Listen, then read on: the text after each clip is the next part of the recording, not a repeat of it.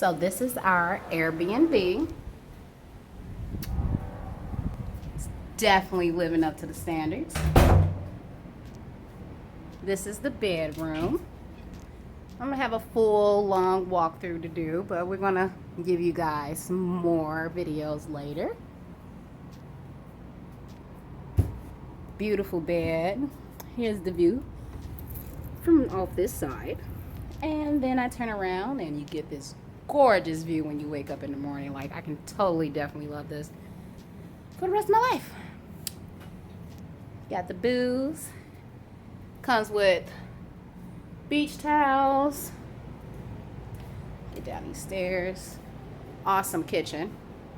4-eye electric stove, microwave. They even stocked up with champagne, juices, sodas, chips, and look at this.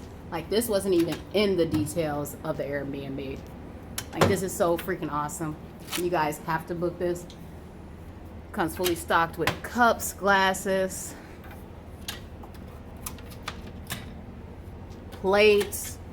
Oh, they got seasoning. Yes. Is anything in the freezer? Ice. Hella ice. Cute living room, coffee pot. Hi, guys. And this is something that I really do love.